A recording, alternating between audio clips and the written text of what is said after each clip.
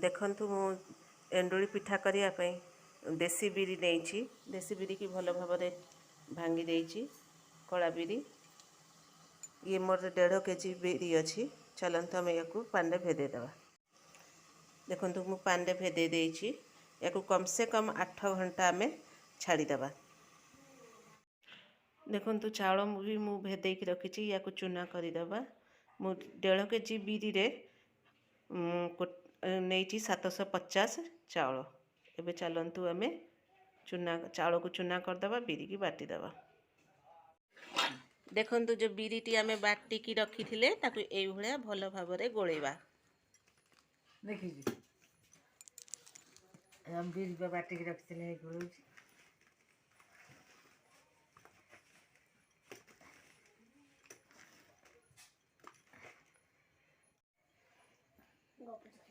देखंतु केमती को बळे आमे अट्टा चूना याद रे मिसौछंती।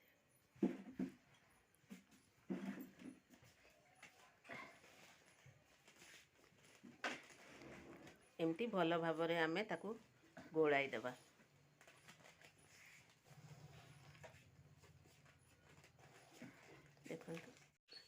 देखंतु आणटी एई भळा हेइथिबो ना बेसी काठुआ नुहे कि बेसी पानी नुहे। ए भळा काठुआ ए भळा आणटी की गोळे की कम से कम 12 घंटा आमे रखी दबा। मु नडिया कोरी देइछि। आ गुड़ देखंतु नडिया कोरी देइछि। एदे में गुड़ पके नडिया पूरा भाजीबा। चलंतु देखंतु मु गैस लगे की कढ़ी बसई देइछि। एबे आमे यादरे गुड़ पकेबा।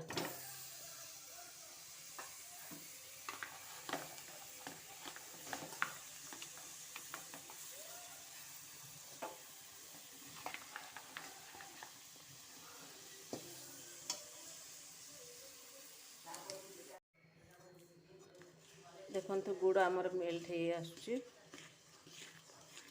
आम गुड़ मेल्ट हे आइलानी। आमे यादरे एबे नडिया मिसे देबा। नडिया कोरी रखी थिले यादरे मिसे देबा।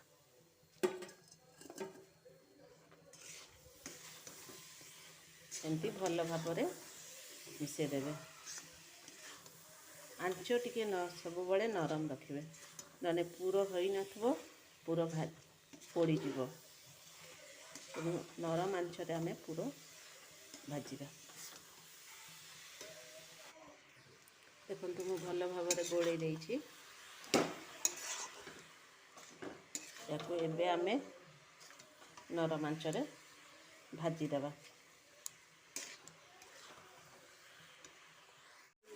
देखंतु आम पूरा भाजी हे आइलानी। पानी भी मरी गलानी। भल भाबरे भाजी भी हे आइछि।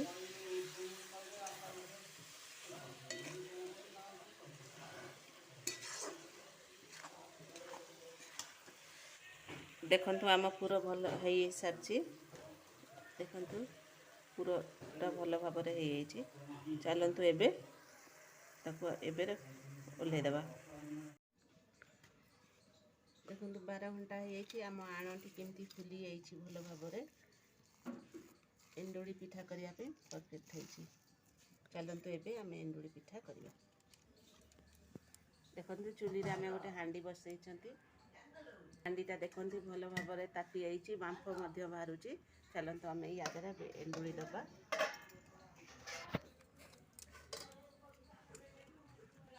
देखंतु मु हल्दी पत्र नेछि।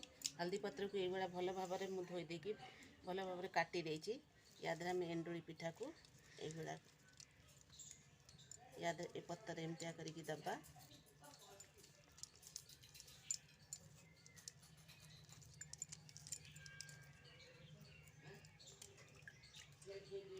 भल भाबरे एमतिया दे दे मझरे पूरो दबा।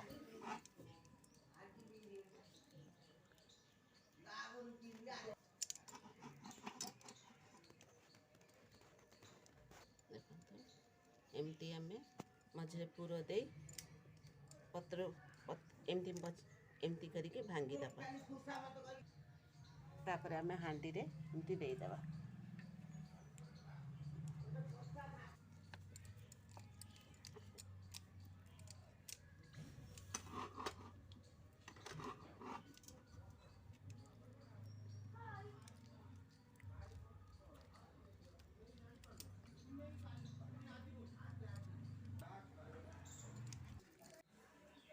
देखंतु पिठा मु भल भाव अथारे दे देछि देखंतु मु घोड़े दउछि कम से कम याकू 20 रु 30 मिनिट याकू बंफेबा देखंतु आम एंडुली पिठा तैयारी होइछि केते स्पंजी केते नरम हेछि देखंतु भांगुछि खाई की ट्राई करिकी देखंतु केमती लागला जदि भल लगे शेयर करिवे कमेंट करिवे।